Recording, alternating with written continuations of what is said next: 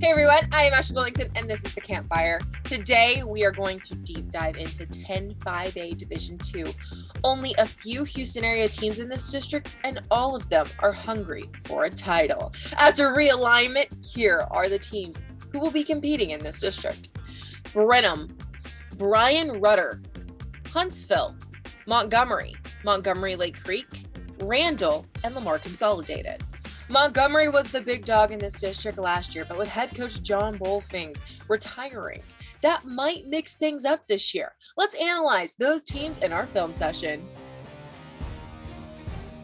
There's quite a few teams from out of the Houston area in this district, but one team that went undefeated in the regular season, Montgomery, is one to look out for. However, the Bears graduated a couple of major parts of their offense and quarterback Brock Bolfing and running back Jalen Washington, among others. Those two helped the Bears light up the scoreboard in 2021, and there's a lot to replace there in 2022. Their rival, Lake Creek, was only 1-5 in district play last year, but the Lions were a young team.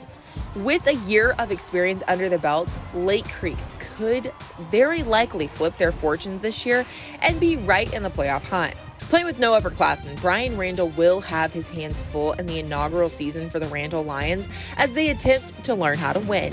Lamar Consolidated went 3-7 last year and will rely on two-way star Jason McCullough to help lead the way. Huntsville will look to young junior running back Jawan Giddens to carry the load in the backfield. Bryan Rudder started off last year winning their first 6 games before losing 4 of their last 5. And Brenham is coming off a 7-4 season as well. This looks to be a solid district with no clear favorite, which is the way we like it, right? Let's dig even deeper into 10-5A Division II with Houston Chronicle reporter John Poorman and producer Ward Fasolt in our district breakdown. Guys, district breakdown time. There's my man John Foreman from the Houston Chronicle, and we are talking 10-5A Division II. This is compared to districts we've had. This is a shorty district. It's a 7-team deal with some teams on the outskirts. But talk about what you think might happen out of this district, especially out of the Montgomery teams. Yeah, for sure. It's going to be interesting because Montgomery is coming off a historic season. They were 11-1 last year, really great year under Coach John Bolfing. But the catch is coming into the 2022 season, this is going to be a very different looking team. Bolfing retired after, several decades of being a head football coach. And, he obviously did a great job with that program over the years in Montgomery. But they're also going to have a new starting quarterback, Brock Bolfing. The senior starter has moved on now. He graduated, and running back Jalen Washington, who rushed for over 2,000 yards last season, is now gone as well due to graduation. So Lake Creek, they have a quarterback coming back, Kate Tessier, who is 6'4", 205. He's got a really strong arm.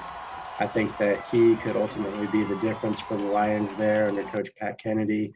He's done a really great job coming over from the Woodlands and starting that program up. And, they've had, some decent success there. And I think that this year, with a quarterback like they have, it could be the year that they kind of, make a move here. We'll see. In this district, I would for sure expect them to be a playoff team. That's kind of where I think that they're for sure going to be in the playoffs. It's just a matter of, can they rise to the top of the standings? All right, I'll talk to you next week.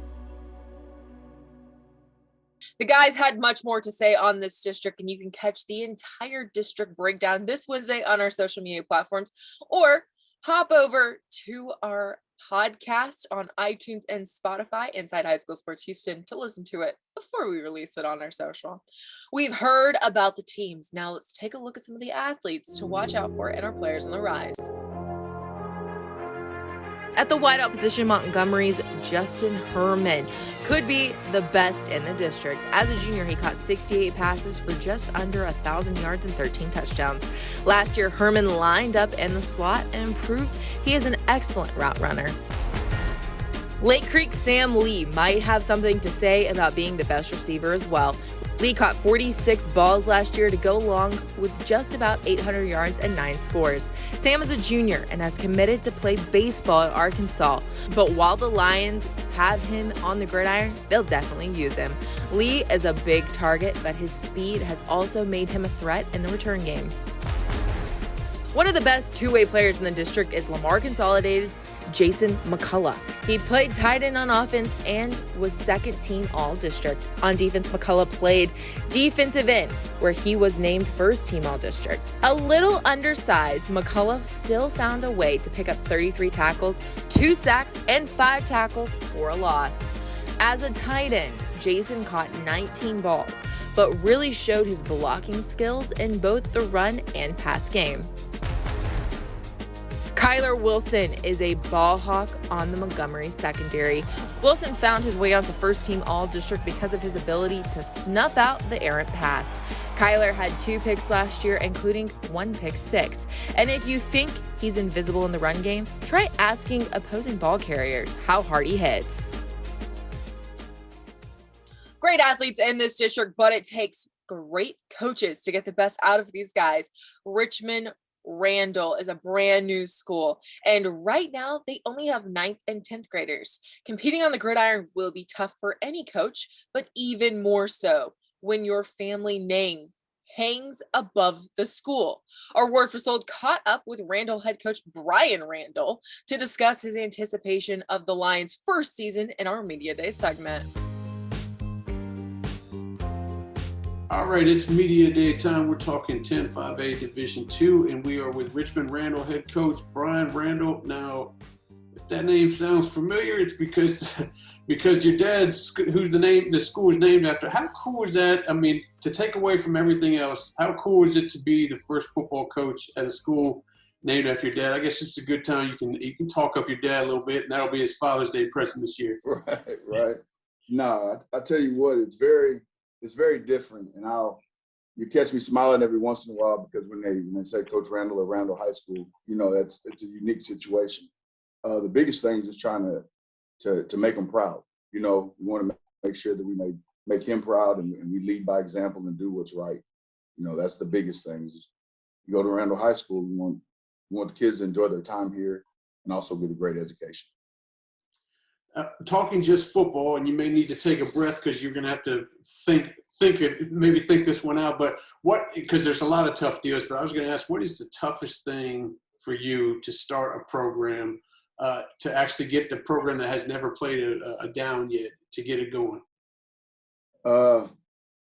Honestly, you take a lot for granted in the sense of just the norms, like things that you, like checking a kid out of class or whatever, like just the little things that you're just used to doing because you're already in an established program. Like we said everything. There is no tradition, right? So that's the unique thing. And it's also the tough part because you have no senior leadership. We opened up with 9th and 10th graders. So, like I know when you're young, you're kind of in your shell a little bit. You might not want to speak out. So us just trying to grow leaders right now and just trying to get the kids comfortable and talking in front of people, and that's the tough part, just finding that true leadership. I appreciate you joining me, man. There's going to be some ups and downs this year, but I personally think they got the right man for the job, and good luck down this season. That is a man with a lot on his plate, but if anyone can do it, Coach Randall sure can. You can hear the entire interview with Coach Randall on our social media platforms this Friday, or once again, hop over to our podcast to listen to the extended version of the Campfire. It's on iTunes and Spotify. That's going to do it for this week's show. Be sure to join us next week as we begin coverage of the Houston area 6A team, starting with 13-6A. You can keep up with everything on the high school football scene on our Facebook, Twitter, YouTube, and Instagram accounts. Until next time, I am Ashley Bullington, and thank you so much for watching the Campfire.